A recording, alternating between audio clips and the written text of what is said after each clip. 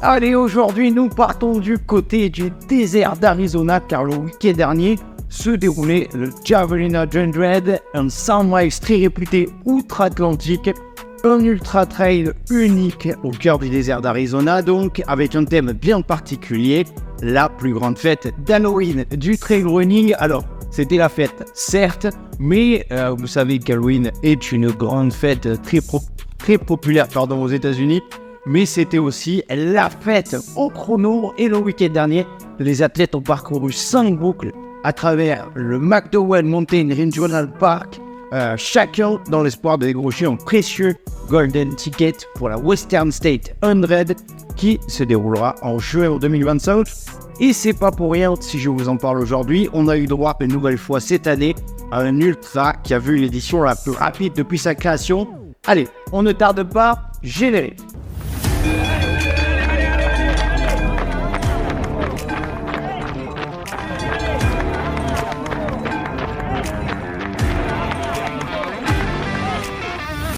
Et avant de commencer, vous le savez, j'aime bien revenir sur l'histoire de la course et le Javelina 100 miles ne va pas déroger à la règle. Alors, le Javelina 100, fondé en 2002 par Jerry Kilgraff, est rapidement devenu une course iconique pour les amateurs d'ultramarathon. Aux États-Unis, elle a commencé avec environ 180 coureurs, mais au fil des ans, sous la direction de l'emblématique Jamil Khoury, elle a atteint près de 700 participants dès 2014, ce qui est très fort pour cette période-là, et marquant également la popularité croissante de cette course. Ce qui rend cette course si unique, ce sont les 5 boucles en plein désert d'Arizona, les boucles qui partent pile du même point, et les coureurs qui affrontent une chaleur intense le jour et un froid qui est saisissant la nuit, le tout sur un parcours très roulant, malgré ses environ 2000 mètres de dénivelé positif.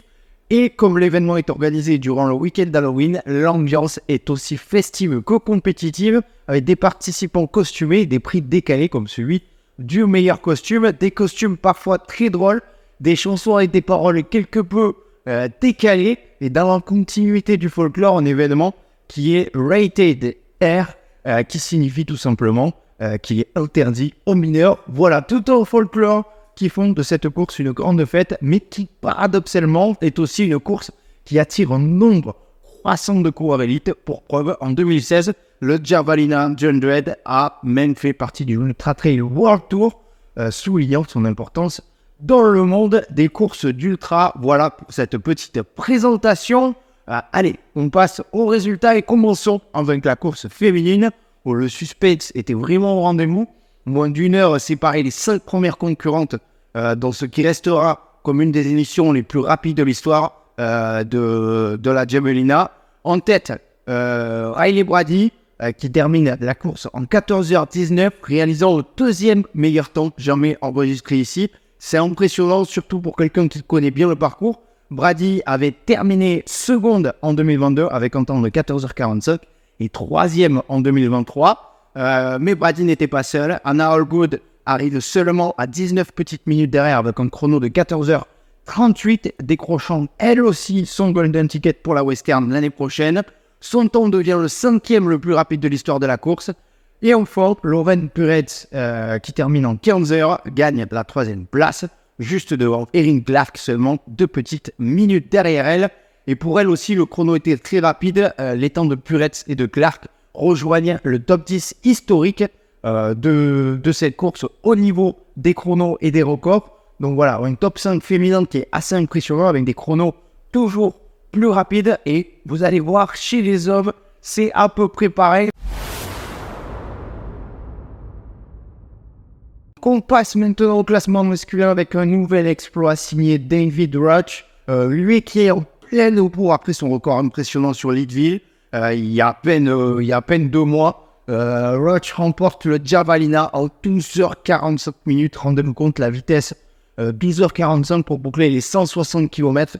Alors certes, c'est très long, mais quand même, après avoir battu le record de Leadville il y a quelques mois, il a manqué le record du parcours de Javelina d'à peine 2 minutes, établi en 2023, donc l'année dernière, par John Rea. Donc David Rauch est vraiment l'homme en forme de cette fête saison aux US. Il faudra le suivre l'an prochain, notamment sur la Western, puisqu'il a pris son Golden Ticket.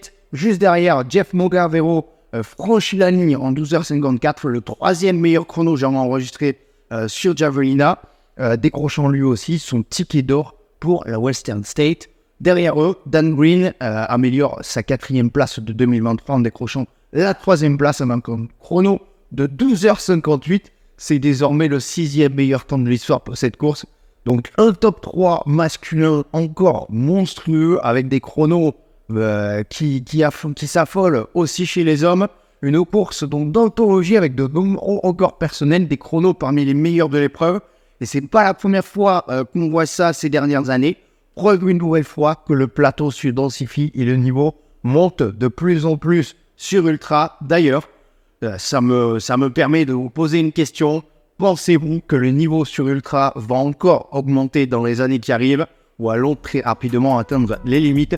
Votre avis m'intéresse, ça mériterait peut-être une vidéo uniquement sur ce sujet-là. Je vous laisse me répondre en commentaire. Allez, voilà, c'en est tout pour cette petite vidéo débrief du week-end. On se dit à très vite pour de nouvelles aventures. C'était Arnaud pour Endurance Show. Ciao!